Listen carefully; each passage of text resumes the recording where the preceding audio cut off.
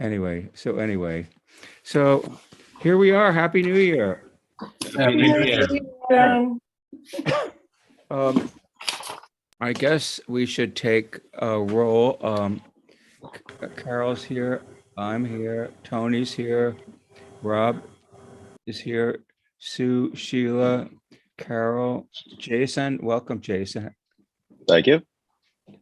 Is there anyone else that I missed?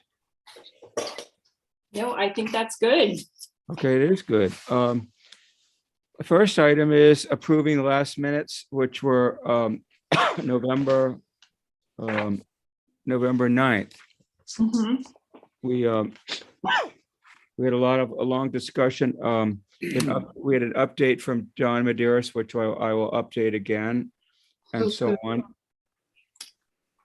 And how do those minutes look? Does anybody have any problems with them? No. I move to accept the minutes. I'll second it. Okay, any dissension? Guess the ayes have it. That was easy. Sue, we have a very exciting report. Yes, I know. It makes me, I know this is going to be super corny, but I got a little choked up reading it. I know I'm so corny, but it just makes you appreciate the woods even more, like knowing them more intimately like that. Okay, I promise I won't be corny anymore. No, it's good. It's good. I love it, Sue. I think you can be as corny as you want. Okay. You're in the right place for it. Thank you, Carol. All right, so maybe I'll just start with an overview, and then what I'm hoping to do is make sure we understand the report, see if we have any questions that we want to ask Chris, and then we could talk about the next steps. So I'd like to begin with page 6, where I'll quote Chris. He says, overall, the health of Wilbour Woods is fair to good compared to similar forests in central and western Rhode Island. So I felt like that's when you get the test handed back. And I'm not sure how fair to good rates, but not bad. I thought it was interesting that he described the woods as homogeneous in terms of their structure and their age. So I was hoping going into this to hear that Wilbour Woods had mixed ages, because that, that would mean that regeneration is going on and that the future would seem more certain. But instead, the woods are similarly aged, and it looked like most fell in the range of 80 to 120 years, making Wilbour Woods actually a little older in terms of woods in southern New England. So just like our people are a little older here, our woods are also a little Not older. Not us. Oh, that's right. Okay. In terms of regeneration, the grade is a little lower. We're ranked fair to poor, with the best occurring in the upland areas. So he divided Wilbour Woods into the upland areas, the very wet lowland areas, and then the riparian areas, which run along the brook. So we're fair to poor. He infers it's because of deer, but doesn't find much direct evidence of deer. But based on his work and experience, he's making that inference. Let's see. In terms of, yep. He does mention in 2 places, though, that sweet pepper bush plethora is kind of crowding out ceiling regeneration because it's so thick. So yes, so when he does talk about the lowland area, which has like the poor to none in terms of regeneration, he does talk about, that seems to where to be where there is lots of the pepper bush and the greenbrier. So correct, definitely. So just continuing an overview, one gem that emerged was the fact that the oak holly forest, which Little Compton is known for, he found that east of Dundry Brook, we have this especially good example of an oak holly forest.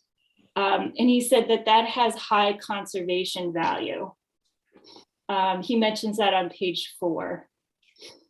And then oak and holly do need light for regeneration.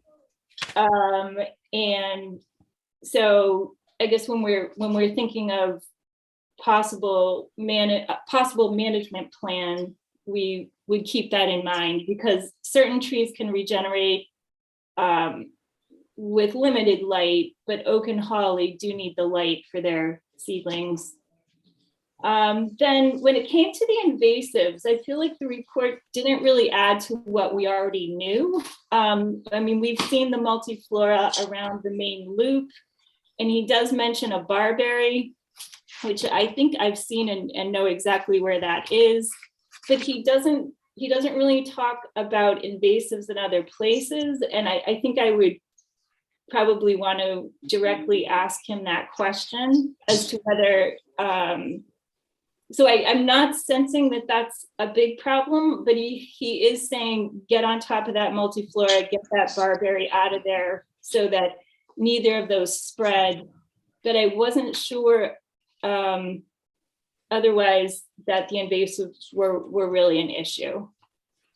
So that was kind of my big picture takeaway. Just like maybe the biggest one being that there are seedlings out there, but there's just he's not finding any saplings. So we have our infants here, but we don't have there's no teenagers. There's no, we have the old, we have the seedlings, and we don't seem to have a lot in between. So I guess like I would like to just kind of open it up, like maybe go around. Those were things that stuck out for me in the report. Just like go around, hear other people's thoughts, and I'll definitely like jot down any questions that come up for Chris, and we can kind of take it from there. Is it, I'll start off. Yep. I read it, and it's kind of like when the doctor says it's the woods are unremarkable, which means that there wasn't anything really unusual that says that there's some plight that's going to overtake the woods. My question would be, what can we do to change or to improve the status of the woods today? Is there any way that we can force the regeneration that we're not doing right now? Okay. And what's the practicality of that? And because a lot of times things are tried, but they're not really that practical. You can't really change what's happening without changing the whole environment. So I think the report was good in a way, because it said we're not that bad off. But if you look at what's happening in the environment in general, I can't say it's that good. So we're the cream of the, I won't say it, but not the crop. Just substitute one letter. Gotcha. Can I follow up on just a couple of things? First of all, Sue, I think you did a great job of summarizing and caught all of the same things. On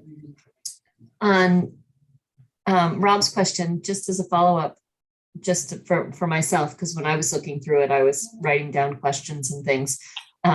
So just to remind me and the rest of us that we sort of specifically asked as an initial step that this kind of just be this inventory and evaluation. And I think we have a couple of follow-up questions, but rather than asking him to go and do like management recommendations, sort of without us having a chance to reflect on what we're learning from this step. So just to the, I think there are opportunities for us to go the next step and think about, okay, what do we do? How do we improve it? So kind of, for me at least, kind of confining my thinking to like, okay, what does this mean? What is this, like, what have we learned here that we didn't know before? So I'd throw that out there just as kind of a frame.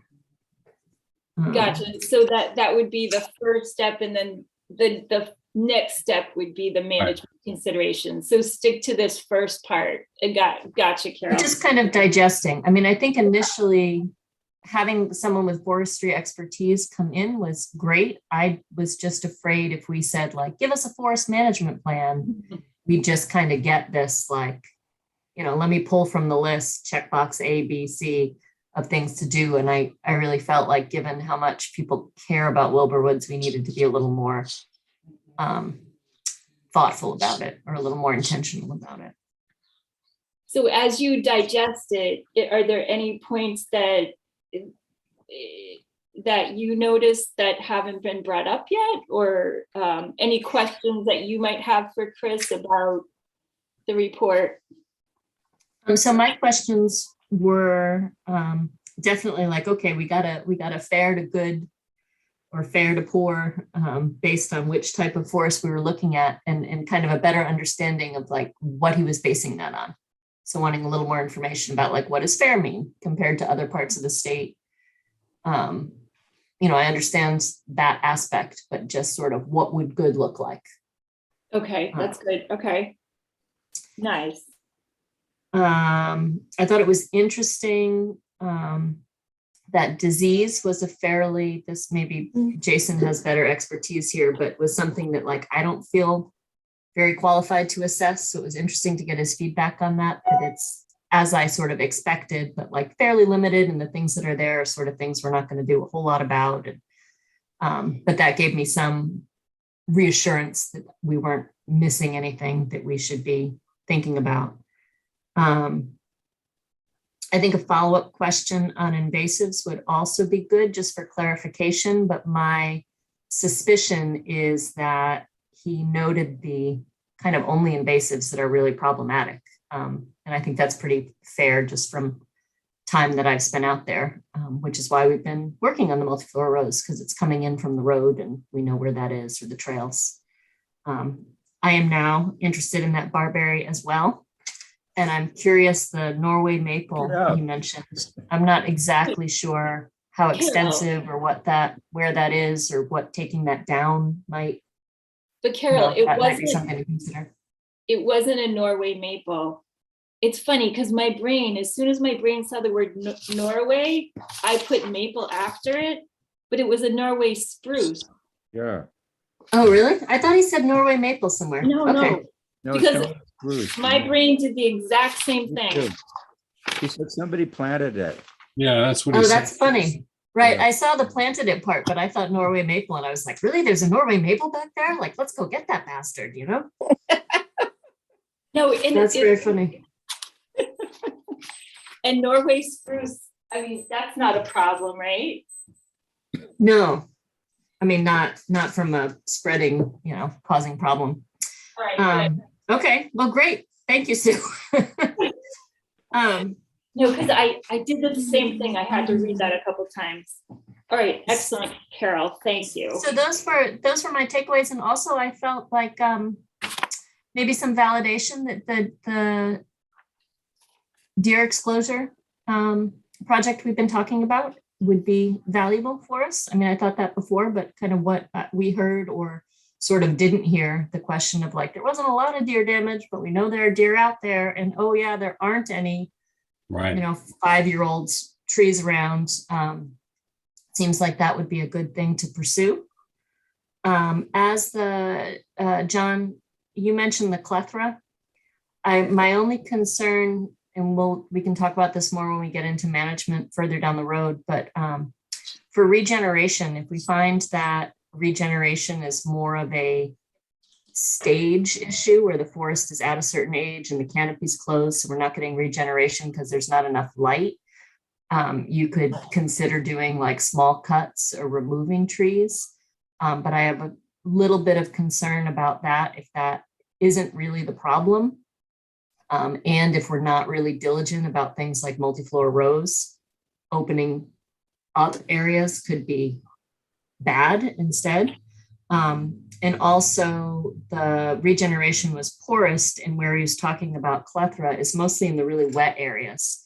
And in that situation, if you clear, I'm not sure you're going to get the desired result. I mean, I think they're clethra because clethra does really well, and I'm not sure that's a bad thing.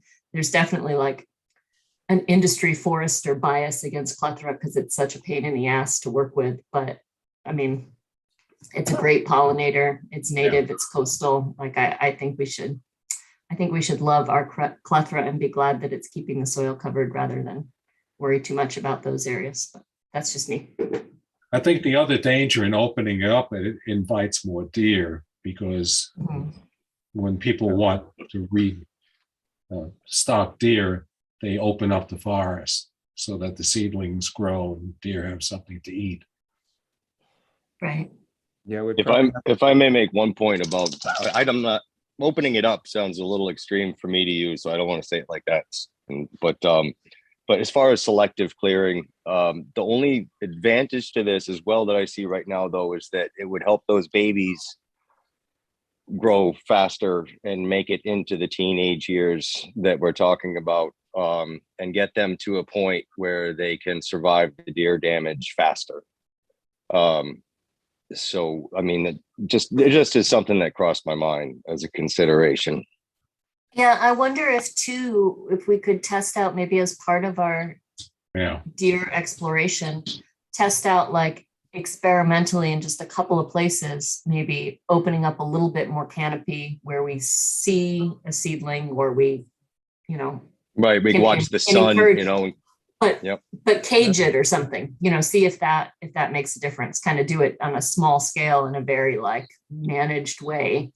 That was until we feel a little more comfortable with the variables. But I think that would be that was my gut feeling, is if we have a few seedlings, can't we just put some chicken wire cages around them and maybe do a little thinning above them? Maybe they're just some very low key kinds of things. We wouldn't be able to change the whole woods that way, but we could do it. But there aren't a lot of seedlings out there to protect anyway. So maybe we could do some low key stuff. I also had a question about, it sounds like that the whole landscape of Wilbour Woods was created by in 1938. It sounds like a lot of those trees came up after 1938. And when I go to Simmons Mill, that's so beaten up by gypsy moths and winter moths, which interestingly he said isn't much of a problem here. I'd be curious if he has any wisdom as to why that's the case. Maybe they just didn't walk this far. So, because I think the females have to walk, so of winter moths. So, and it takes a while for them to march along. But we sort of was wondering, what would happen? We haven't had a bad hurricane in a long time. How would that affect? Would that impact? Would that open up some clearings any way that we don't have to manage for? Or is that we just have to wait 20 years and then there's some more open space? What or less? That's a non-starter question, but I just sort of throw it out as the whole. I tend to be more in favor of active management than passive, but sooner or later we're going to get a hurricane, I imagine. So maybe not a bad one. So one of the things that I've noticed over the last few years is how many trees have gone down. Yep. A lot of it because it is so wet in there. Yeah. And where this is a lovely snapshot in time. And we get,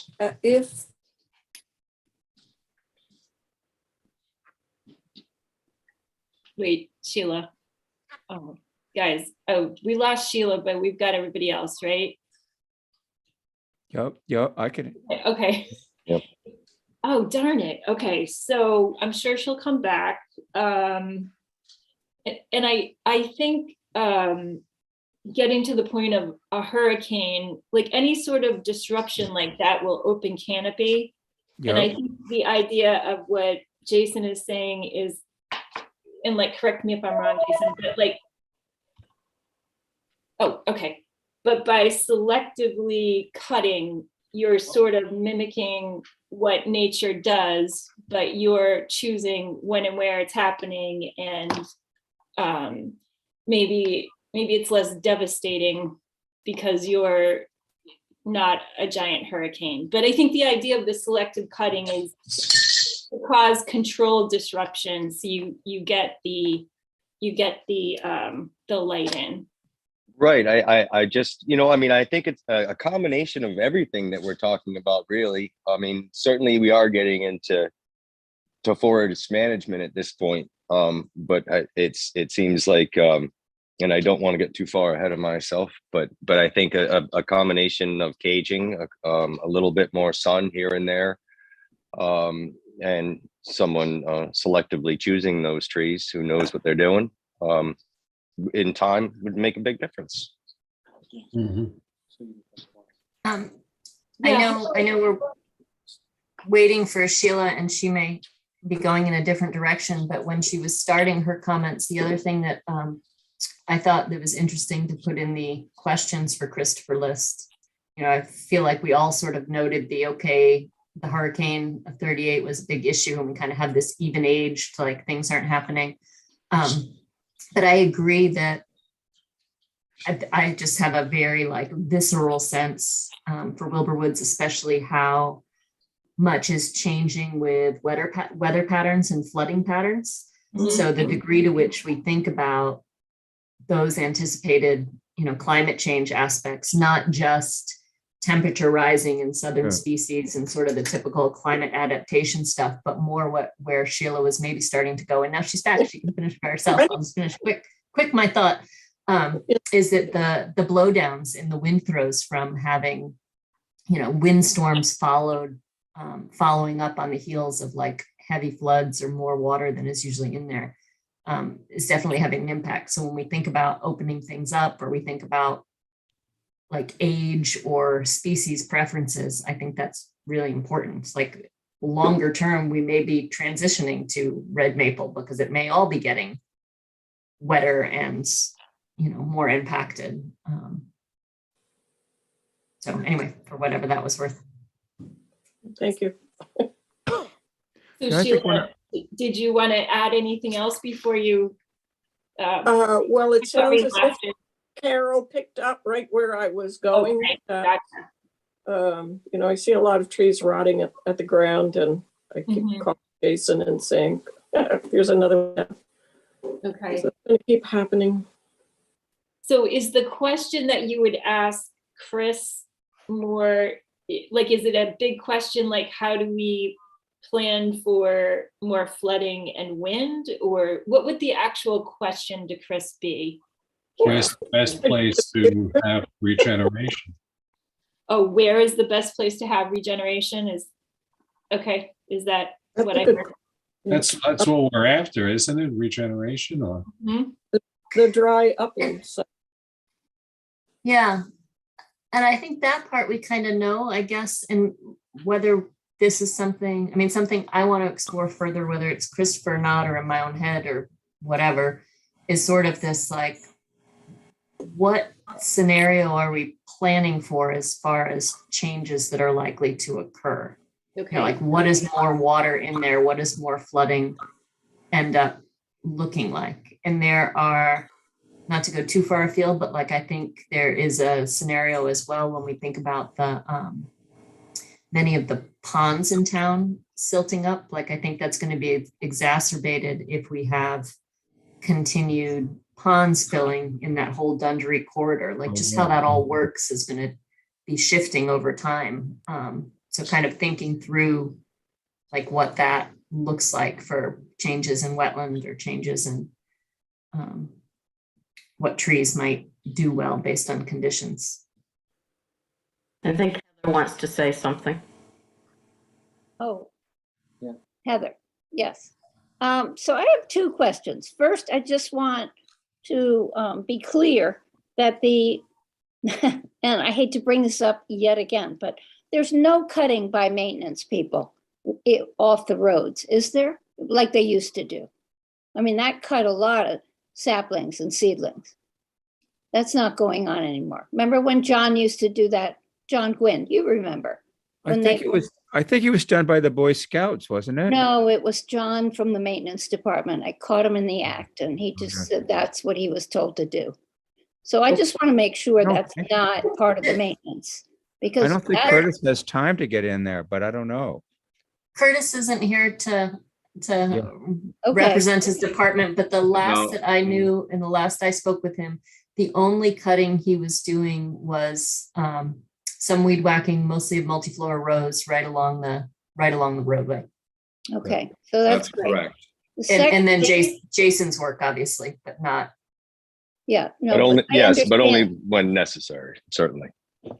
So the other thing is when we cleared around here or we lost trees and the stand got less thick, that opened up the wind and then that caused more trees to blow down. So I don't know, we can't rectify that. We can't put trees where they aren't in Wilbour Woods, but I'm concerned with more thinning might produce more of that scenario, More blowdowns. more blowdowns. I was wondering the same thing.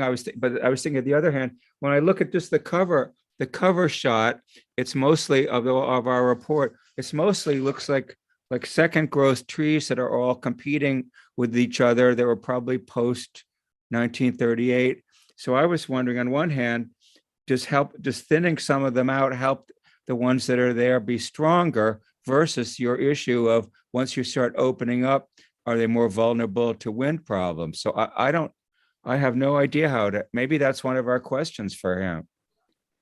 I can help a little bit with that. I'm not from a forestry perspective, but certainly a lot of those trees in there, because of the way they've grown so close to each other. The one thing that definitely would make them more susceptible would be something that we call wind shear, at the top or lever arm action, my mistake, lever arm action at the top of a tree. So if all the brush is at the top of a tree, then only the top of the tree moves, as opposed to the whole tree being able to take the brunt of the wind. When you open up corridors, we see that happening a lot, but certainly I would hope that in a forestry, from their perspective, they would open up certain pockets so that wouldn't become a problem. Certainly trees in Wilbur's Woods or in heavily saturated areas have interlocking roots as well. So when we get rid of trees and those stumps start to rot out, there will be weaker points in between. But going back to that, I would assume that would be something that, from a forestry perspective, that they would take into consideration. That's Both really good points, Jason. Those are really Just- great points. Really good. Thank you, Jace. To just because it made me think of it immediately. If any of you walked down the path from the Simmons Road at the Simmons Mill Colebrook Road entrance after the storm, there were like 15 oak trees between the parking lot and the pond that went down in that exact way that you described, where it was just like, like stalk of broccoli, just the top just gets sheared off and like comes down hard. So you could see that last storm, like that was definitely what happened. Whereas in Wilbour Woods, I feel like that has happened, but more often it's blowdowns, like you're talking about in saturated soils. Maybe not all, but yeah, that's interesting. Thank you. Wow. This is great conversation. Wow. Well, I guess we have some homework ahead. I guess, do you think we should be talking about this again at our next meeting, Stu? Do you think, or does everyone think that? Trying to pull it together. So Well, I just, We're yeah, asking him for questions. We'll ask Chris for questions. I think we still have a little money in the kitty, if he requires that, and then we'll get together. I guess to try to see to make sense of any of his responses or discuss his responses. So I John- guess should we ask him to join us for a conversation, or do we want to just go back to him with some questions and have him answer them for us? Why don't we come back the next meeting with some really thought out questions, individual, submit the questions and then have him answer the questions. That'd be more efficient. Okay, Could organize the questions that way. that sounds good to me. Yep. So I guess what I could do is with what we have here and in the minutes, I could draft the questions that came up today. And then, but Rob, you're saying meet again to formulate questions before we. Yeah, I think if we all think about more questions, I don't know if we can submit just questions to you, have you organize them before the next meeting. We can't be distributing the questions to everyone. Right. What we may be able to do is if we think of a question, submit it to you, you can organize all the questions, present them at the next meeting, and then we can send them off and have him attend the next meeting after that, answering the questions. Okay, Carol, is that okay if in terms of open meetings, would that be all right? You cannot communicate between each other to gather information for, it's collectively a discussion, even though you're taking it and sending it just one direction. It still would be perceived as being what they call a rolling quorum. If you want someone to be putting together all of those questions for you, then give it to a third-party person who's not on the board, and that person can just collectively put all of those questions together and give it to one person, the secretary in this case, or the chairman. Then it's not, you're not talking amongst yourselves. Okay. Okay. You're confused, I can see. No. So you're sending the questions to a non. Board member who just puts them together for you and turns it over to the chair or the secretary. I see. Okay, interesting. Well, there's no perception there that you're actually communicating back and forth. Right, gotcha. Okay. Okay, We'll have to figure out who we could. Wouldn't it be possible for us to just, without any effort on Sue's part to organize or coordinate, can't we just send her questions that become listed on the next agenda? Like any sort of correspondence, where we're just saying, here, Sue, is my list of questions, and then they go as part of the agenda for the next time. And then we hash them out in the next meeting. That wouldn't, if it's a single direction like that, it's not a rolling. If you're going to keep track of everything very cleanly to show that it's a single direction, it's the appearance of an impropriety. So if you can keep it nice and clean and there's no reply back from Sue that says, thank you very much, which then gets replied to somebody else, that's where your perception comes in. It's a quorum. Right. So if it's just a single submission. Yeah, I still am very uncomfortable about it, but yes, if you're just doing it that way, you can. okay. I just caution you because that can very easily go and you don't want to have somebody say, hey, they're having meetings without us even being around there to hear it. All right, Thanks, Carol. Thanks for your wisdom. so let me just play this out. I submit a question that concerns me. I give it to Sue. She can respond and saying, I have your question, thank you, but she can't respond to my email with the question. No, you're right. She shouldn't respond with a question, but I would even say she should not respond at all. Okay, that's fine. All right. Yeah, that's okay. Okay, gotcha. All right. So, so the minutes will contain what we talked about today, and then if there's additional things that come up on your mind, just send them to me.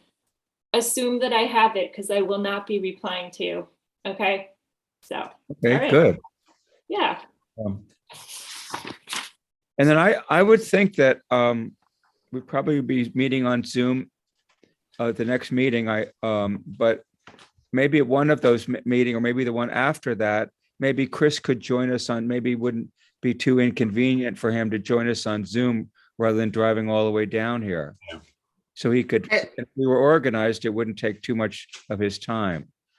Yeah, it's a couple of steps out, but I was kind of thinking the same thing. If we end up with this at the end of the next meeting, a fairly succinct list of questions, it may be more efficient and hence less expensive to just ask them of him in a forum like this, rather than have him, write some lengthy written response. Yeah. But I think that'd be nice.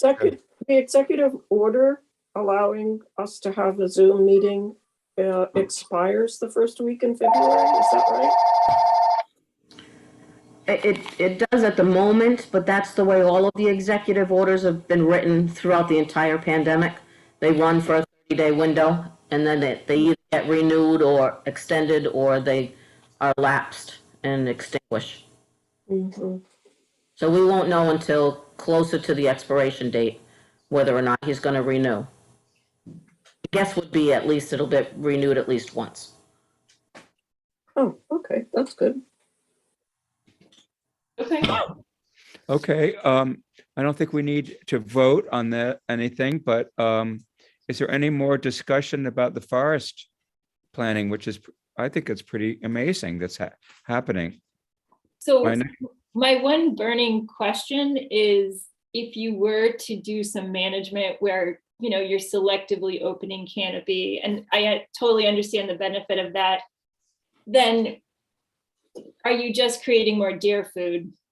I feel like it's always this catch-22. Do the deer just come along and eat what you're trying to grow in that space? So I'm not expecting an answer on that, but that's just kind of where my mind just keeps going back to. I think that's, my guess is that's where the deer exclosure comes in. Right. To try to keep the saplings, getting them over, 8 feet tall. So, well, I think the question is also, we're a little better armed with information, but I think we're still at the same place we were previously of thinking like deer exposures it would be good to have more information about that, especially before we make any decisions about opening things up more. Mm-hmm. So I think it's sort of a supportive of trying to move forward, maybe during the next growing season with the deer exposure idea, at least on some experimental level. Gotcha. Okay. okay, next item on the agenda is update on engineering. I have a text from, I sent the questions from our 9th of November meeting to Don, asking him about a variety of, we had all of our questions that are in our minutes. Mike, you'd ask who at DEM, Sheila would ask about water flow, et cetera. And I got a long answer from Don. He says he's going to be trying to go for a preliminary determination. That was one of our questions. Are we doing a repair only, so it's a short permit, or are we going for a significant change? He says he proposing category will be a preliminary determination, the lowest scope impact application that can be filed. It's appropriate if it's only repair maintenance work. So he says it's our Rhode Island DEM jurisdiction. DEM won't assign an engineer till a complete application is filed. Sue, I can send you all this. You don't have to. Awesome. Anyway, and then he said, in early discussions, we discussed widening the bridges. He's changing his mind now. He's saying, in early discussions, we considered, well, actually, it's up to us, I guess, whether he changes his mind or not. In early discussions, we considered widening the bridges to increase the capacity to pass flood flows in excess of the existing capacity. I don't understand this sentence, but my method of problem analysis and development of a solution is to initially consider all reasonable options, even ones that at face value to be inappropriate. This gives the comfort of justifying exclusion of certain options and proceeding with confidence.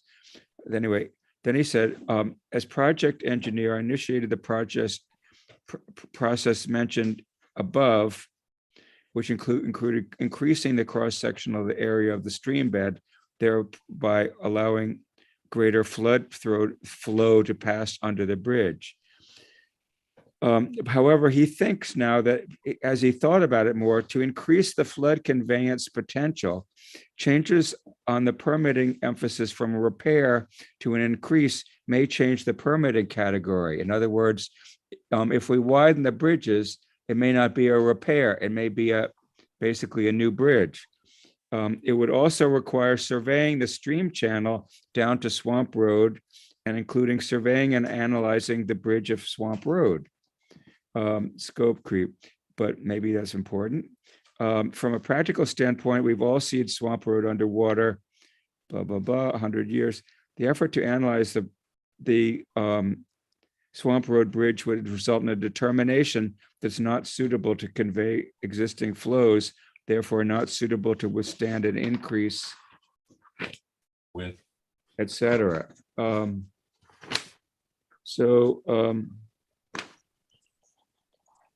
I think that's all, but basically that's what he was sort of implying was that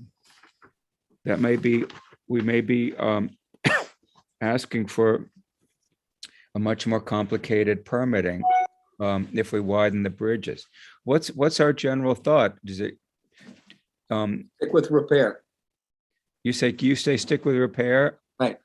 And just make Yeah. it really, or just put a lot of concrete in there so it doesn't No, I feel like we had this conversation with Don before, because when he Yeah. did the survey, we talked about the places We that did. water flows over the road.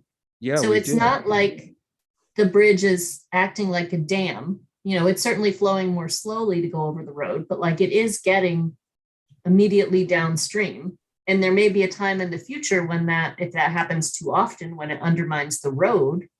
But for now, that's kind of the release valve, right? Like that is happening during high flooding. Well, you Including the documented deterioration that, Carol. road. Well, I've documented, but like it was already on Don's plans. Like he's aware of that. The Right. elevation is what it is. If it floods too much, it not only goes, it just goes around in the lower roadway. So I don't understand why we would, at this stage for this scope of a project, want to expand beyond maintenance and get into all the I think things. that's what Mike was just saying. yeah. I think that in a Don- shorter version. Yes. I think Don, he's a very detailed guy. And I Yeah. think it might be just something that he was revisiting in his mind, and maybe he just wanted to bring it up again. He's so thorough. I think it just could have been something that he was working through. I think that's true. I think we're just, the way he wrote it is sort of a stream of consciousness of his thinking. So I have a feeling that's exactly it, probably late at night. So I guess we'll encourage him to just stick with what we have and make it a simple process. Is that the general consensus? Yes. Yes. Yeah. Yeah. Okay, that may move it forward. All right, I will, John, I do have a question, John. Did he say anything about the timing? Like, did you get the feeling it's already been submitted or it's going to be submitted, or what was the timing? he said, somewhere he said he was targeting before Christmas, but doesn't Christmas occur sometime later in January or February? What Christmas? I don't know. John, Yeah, I guess we'll could you just. could you send that around? I think that's Sure. interesting. Do you mind? No, I'm happy to. I thought I did, but maybe I didn't. I think it came in on text, so it's harder for me.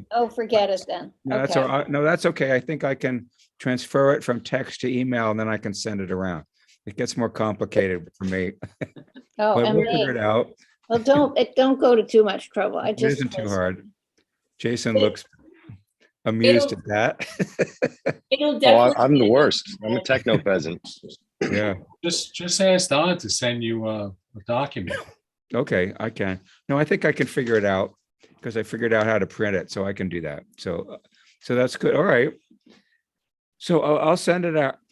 I'll send it out to everyone tonight. That's good. And so, I'm trying to find every excuse to keep him in the dialogue. So, so that's a good thing.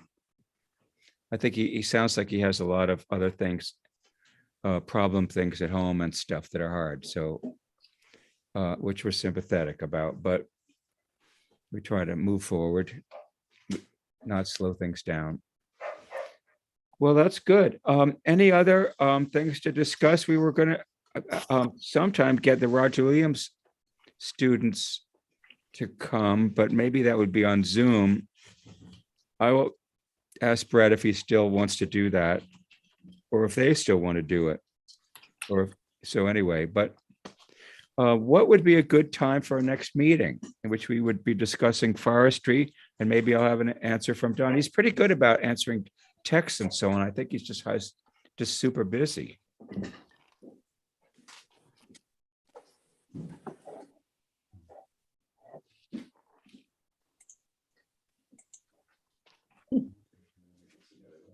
If I may jump in while we're waiting, just Okay, about the Rushville students. John, Yep. if I may, about the Rushville students, they on vacation right through the end of this month. Yep. So if anything, would be next month or in March. Yeah, I Although, think so. right, although you got to remember, it's going to be a full year project, 2 semesters. Yep. So I'm not sure if they have something to report at this point in time, or we can wait until they complete. That's good. I will ask him that. Tony, when do they normally give, or Sheila might know, I feel like you've seen one. When do they normally give their like culminating presentation? What month is that normally? Like April maybe, or? Normally, I'm remembering. go Go ahead, Tony. Normally it's when they complete the project. So you actually be looking more into, late April, early May. So let me ask a question. If this is a 2-semester project and we've missed the first semester, do we have to wait until September to start? Do they run?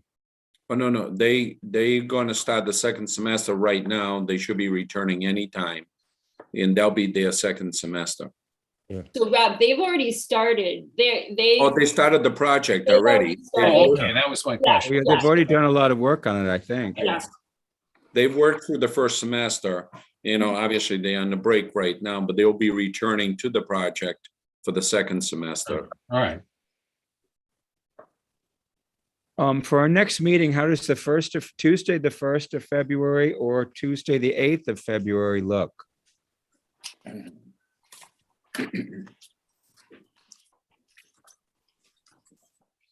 How about the Let's go for 1st? Tuesday, the 8th. Okay, all right, They'll perfect. have a meeting on the 1st. Okay, perfect. How does, is 4:30 a good time or 4? I guess. 4:30 would be better for me. Okay, Right. cool. And hopefully that's okay with Carol. Carol, would you be available Okay, I was grabbing my calendar. So what date did you say? Tuesday, the 8th of February at 4:30? Yes, I can do that. I have another budget committee meeting at 7, but so long as you stay to this type of a schedule, that works. Yeah, I don't think we're gonna have, I don't think it's gonna be a hugely long meeting because we're having fairly, getting them fairly regularly, so that's good. All right. Is there any other, I haven't been down Wilbour Woods recently. Is there a lot of blockage in the stream? We should, Somebody cleaned up the stream a while back. It was really cleaned up. But Right. Mac has been in there with the dog lately, and he said the road is really, really bad. And a policeman almost, we saw Carol in there, a policeman almost got stuck in there. So, I did have a phone call that someone was complaining that there was bow and arrow hunters in Wilbour Woods. oh, Okay. the season is closed. They Yeah. approached them and they told them they had permission, which I told them they wouldn't have had permission, but yeah, who did they get permission from? Yeah. Well, it would be the town, and of course, there Yes. is no hunting allowed. Exactly, Do exactly. you have any signs down there that says there's no hunting allowed? I think there's a small one, but we probably should revive all of our look at signs too. They're kind of scruffy in the front. All right. Earl, do you know what day that was? They were there on Sunday. Is that what it was? Okay, there's no Okay. hunting on Sunday either, so that's pretty, yeah. Not in Little Compton anyhow. So maybe they've been there more than just Sunday. Is that what you're saying, Carolyn? I don't know, and I chose not to have the conversation with them. And it wasn't clear. I mean, they were hunters and in a truck and parked down at one of the picnic sites, but I didn't know where they were coming from or where they were going, or I wasn't gonna, That's too bad. start interrogating. It just didn't make any sense.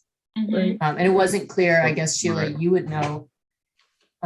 It would also be a very likely place to park if you were going into SPA's property just north of there. So I I'm gonna wasn't look gonna into start that. I'm looking. into questioning that. them as to Get it where written they down. were and what they were doing. But